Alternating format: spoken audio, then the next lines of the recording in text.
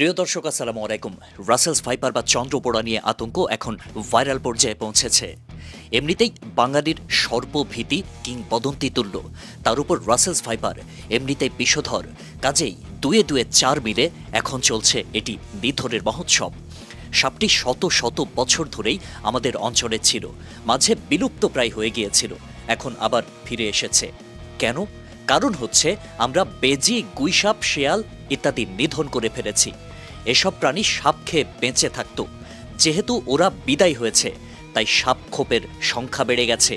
অন্যদিকে সাপের সংখ্যা বেড়ে যাওয়ায় ইঁদুরের সংখ্যা কমে যাচ্ছে।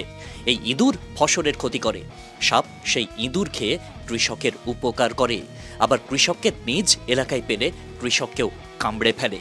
কৃষকরা তাই তাদেরকে ধ্বংসের মিশনে মেতেছে। এখন সাপ কমে গেলে ইঁদুরের সংখ্যা হু হু করে বাড়বে। এজন্যই বলা হয় প্রকৃতির ভারসাম্যে হাত দিতে নেই। তাহলে এখন উপায়টা কি? উপায়টাও সহজ, রুল অব থাম্ব।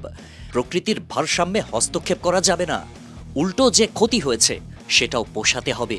মানে গুইসাপ, বেজি ও অন্যান্য যেসব প্রাণী সাপ খেয়ে থাকে সেগুলো ইম্পোর্ট করে এনে হলেও সেই সব এলাকায় ছাড়তে হবে এবং আইন করে দিতে হবে যে এগুলোকে দমন করা যাবে না। যদি ওদের উৎপাত বেড়ে যায় তখনই নির্দিষ্ট কর্তৃপক্ষ ওদের বিরুদ্ধে ব্যবস্থা নেবে। দ্বিতীয়ত, কৃষকের জন্য সুলভ মূল্যে গামবুটের ব্যবস্থা করতে হবে। কৃষকরা গামবুট পরে ফসলি জমিতে যাচ্ছে কিনা সেটা কৃষি অধিদপ্তর নিশ্চিত করবে। হঠাৎ অভিযান করবে যে কৃষককে গামবুট ও ভারী কাপড়ের প্যান্ট এবং প্লাস্টিকের গ্লাভস ছাড়া পাওয়া যাবে, জরিমানা করা হবে তাকে। কয়েকজনকে সাইজ করলে সবাই লাইনে চলে আসবে। আমি বুঝি না বাঙালি নিজের জীবনের ঝুঁকি আছে জেনেও এই সব পোশাক পরতে চায় না কেন। তৃতীয়ত, স্থানীয় জনসাধারণকে সাপের ব্যাপারে বেশি বেশি করে শিক্ষিত করে তুলতে হবে। কোন সাপ উপকারী, কোন সাপ অপকারী, কোনটা বিষধর, কোনটা বিষধর হলেও প্রয়োজনীয়, আর কোনটা নির্বিষ, নিরীহ কিন্তু ইঁদুর, পোকামাকড় ইত্যাদি খেয়ে আমাদের উপকার করে, এসব ব্যাপারে সচেতন করতে হবে। এমন না যে দুনিয়ার সব সাপ সম্পর্কে জ্ঞান নিতে হবে। যে যেই অঞ্চলের সে যেন সেই অঞ্চলের সাপ সম্পর্কে জ্ঞান রাখে, সেটাই যথেষ্ট। থাকেন মাদারীপুরে আর আফ্রিকার ব্ল্যাক মাম্বার জ্ঞান দেয়া হবে, তাইলে বিষয়টা বেহুদা হয়ে যাবে।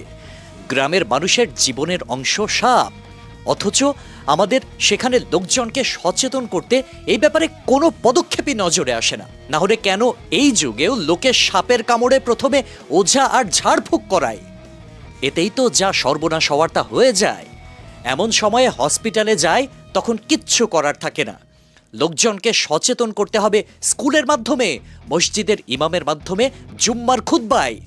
গ্রামগঞ্জে ওয়াজ মাহফিল হয়, লোকে খুব আগ্রহের সঙ্গে শোনে। সেখানে ওনারা বলবেন সাপের কামড়ে কি করতে হবে আর কি করতে হবে না।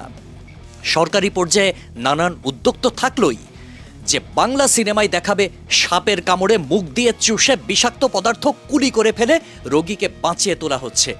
এমন সিনেমা শুধু নিষিদ্ধই নয়, উল্টো পরিচালক ও লেখককে আইনত দণ্ডের আওতায় আনতে হবে। ফাজলামির একটা সীমা থাকা উচিত।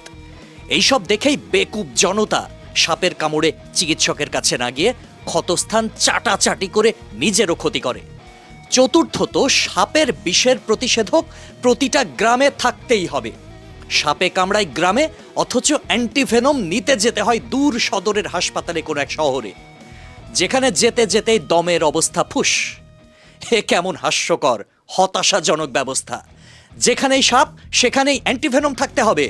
ফ্রিজের প্রয়োজন হলে যার বাড়িতে ফ্রিজ আছে ওকে ওই দায়িত্ব দেয়া হোক, মনিটরিং করা হোক ডেট এক্সপায়ার হয়েছে কিনা।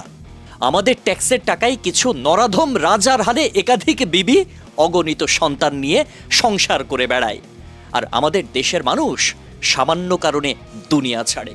এই সবই তো ভাই হজম হয় না। সবাই ভালো থাকবেন। আসসালামু আলাইকুম।